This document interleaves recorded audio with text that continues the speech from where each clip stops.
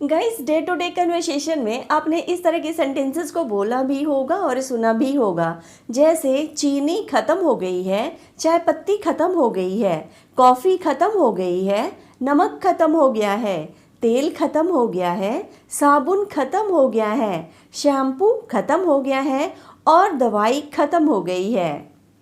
अब इन सभी सेंटेंसेस में आपने नोटिस किया होगा कि एक चीज़ कॉमन है और वह क्या है? ख़त्म होना। क्या है? ख़त्म होना। और ख़त्म होने के लिए हम इंग्लिश में एक वर्ड का यूज़ करते हैं, फिनिश। किस वर्ड का यूज़ करते हैं? फिनिश वर्ड का यूज़ करते हैं। तो अगर आप भी हर जगह और हर एक सिचुएशन में ख़त्म होने के लिए इंग्लिश में फिनिश वर्ड का यूज़ करते हैं तो यह वीडियो आपके लिए है। इसलिए वीडियो के एंड तक ज़रूर बने रहिएगा और अगर आप चैनल पर नए हैं तो चैनल को सब्सक्राइब भी कर लीजिएगा ताकि आपको हमेशा इसी तरह की यूज़फुल वीडियो मिलती रहे। तो चलिए बिना टाइम वेस्ट किए क्लास को शुरू करते हैं।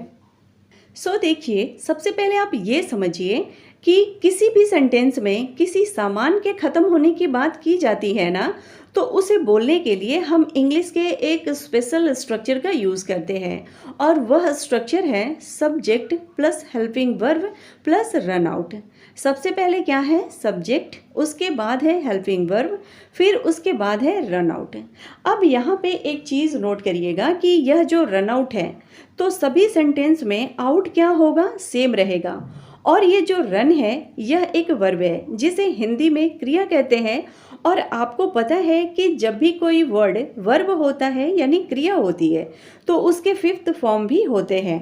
ठीक इसी प्रकार से रन एक वर्ब है और इसके भी फिफ्थ फॉर्म है।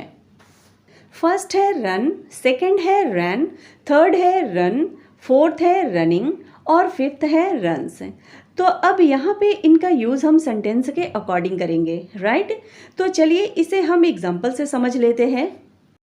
तो वीडियो में आगे बढ़ने से पहले मैं आपको बता दूं कि आज की क्लास में हम वर्ब की थर्ड फॉर्म और फोर्थ फॉर्म मतलब रन आउट और रनिंग आउट का यूज़ करके कुछ सेंटेंसेस की प्रैक्टिस करने वाले हैं।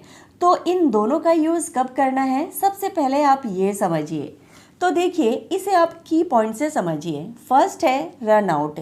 इसका मतलब है कि जो आपके पास सामान था वह पूरी तरह से ख़त्म हो चुका है, वहाँ पर आपको रन आउट का यूज़ करना है। सेकंड है रनिंग आउट। इसका मतलब होता है जो आपके पास सामान है वो धीरे धीरे ख़त्म हो रहा है, तब वहाँ पर आपको रनिंग आउट का यूज़ करना है। आई होप कि यहाँ तक आप लोग समझ गए होंगे। तो चलिए अब हम कुछ सेंटेंसेस की प्रैक्टिस करते हैं। जैसे हमारा पहला सेंटेंस है चीनी ख़त्म हो गई है, तो इसे आप इंग्लिश में बोलेंगे the sugar has run out. The sugar has run out. Next है चाय पत्ती ख़त्म हो गई है, तो इसकी इंग्लिश होगी the T has run out. The T has run out. अगला सेंटेंस है कॉफ़ी ख़त्म हो गई है, तो इसे आप इंग्लिश में बोलेंगे the coffee has run out. The coffee has run out. Next है नमक ख़त्म हो गया है, तो इसकी इंग्लिश होगी the salt has run out. The salt has run out. अगला सेंटेंस है तेल ख़त्म हो गया है, तो इसे आप इंग्लिश में बोलेंगे the oil has run out. The oil has run out. Next है साबुन ख़त्म हो गया है, तो इसकी इंग्लिश होगी the soap has run out. The soap has run out. Next है शैम्पू ख़त्म हो गया है, तो इसे आप इंग्लिश में बोलेंगे the shampoo has run out. The shampoo has run out. Next है दवाई ख़त्म हो गई है, तो इसकी इंग्लिश होगी the medicine has run out. The medicine has run out. अगला सेंटेंस है पेट्रोल ख़त्म हो गया है, तो इसे आप इंग्लिश में बोलेंगे the petrol has run out. The petrol has run out. दूध ख़त्म हो गया है, तो दूध को इंग्लिश में हम क्या बोलते हैं? मिल्क। तो हमारा सेंटेंस बनेगा the milk has run out. The milk has run out.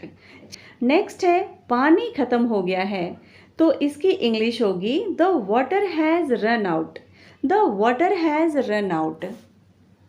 अगला सेंटेंस है चावल ख़त्म हो गया है, तो इसकी इंग्लिश होगी the rice has run out.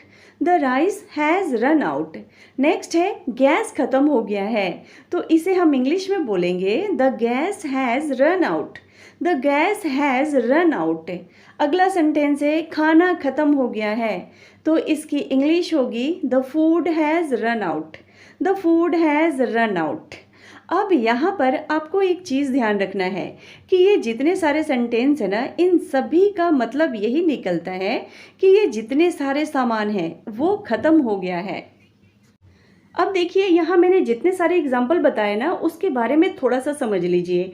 देखिए जब किसी सेंटेंस के लास्ट में गया है, चुका है, लिया है, दिया है, इस तरह के वर्ड्स आते हैं ना, तो वो प्रेजेंट परफेक्ट टेंस के होते हैं, जिसमें हम हैव और हैज़ के साथ वर्ब का थर्ड फॉर्म का यूज़ करते हैं। तो यहाँ पर जो हमारा वर्ब है ना, वो वर्ब का थर्ड फॉर्म है। और स्ट्रक्चर के अनुसार यहाँ द के साथ जितने सारे वर्ड्स आए हैं वो सारे सब्जेक्ट हैं। हैज़ हेल्पिंग वर्ब है, रन आउट यानी ख़त्म होना। तो यहाँ हम जिस चीज़ की ख़त्म होने की बात कर रहे हैं। क्लियर है? अब चलिए हम आगे बढ़ते हैं और वर्ब की फोर्थ फॉर्म को यूज़ करके कुछ और सेंटेंसेस की प्रैक्टिस करते हैं, क्योंकि इस तरह की सेंटेंसेस हमारे डेली लाइफ में बड़ा ही कॉमन है, जिसे हम रोज़ बोलते हैं और रोज़ सुनने को भी मिलते हैं। जैसे पानी ख़त्म हो रहा है, तो इस सेंटेंस के लास्ट में देखिए रहा है आया है, और इंग्लिश ग्रामर के अनुसार जिस हिंदी सेंटेंस के लास्ट में रहा है, रही है, रहे हैं ऐसा कोई शब्द आता है तो वो हमारा सेंटेंस प्रेजेंट कॉन्टिन्यूअस टेंस का होता है। और इसकी हेल्पिंग वर्ब क्या होती है? इज, एम, आर, और मेन वर्ब की आईएनजी फॉर्म इसकी पहचान है। तो पानी ख़त्म हो रहा है, इसका पूरा सेंटेंस क्या होगा? The water is running out. The water is running out. Next है चीनी ख़त्म हो रही है, तो ये भी जो सेंटेंस है वो हमारा प्रेजेंट कॉन्टिन्यूअस टेंस का है, जिससे हमें ये पता चल रहा है कि चीनी ख़त्म हो रही है। तो इसे आप इंग्लिश में बोलेंगे the sugar is running out. The sugar is running out. Next है चाय पत्ती ख़त्म हो रही है, तो इसकी इंग्लिश होगी the T is running out. The T is running out. अगला सेंटेंस है कॉफ़ी ख़त्म हो रही है, तो इसे आप इंग्लिश में बोलेंगे the coffee is running out. The coffee is running out. अगला सेंटेंस है नमक ख़त्म हो रहा है, तो इसे आप इंग्लिश में बोलेंगे the salt is running out. The salt is running out. Next है दवाई ख़त्म हो रही है, तो इसकी आप इंग्लिश बोलेंगे the medicine is running out. The medicine is running out. Next है साबुन ख़त्म हो रहा है, तो इसकी इंग्लिश होगी the soap is running out. The soap is running out. Next है शैम्पू ख़त्म हो रहा है, तो इसकी इंग्लिश होगी the shampoo is running out. The shampoo is running out.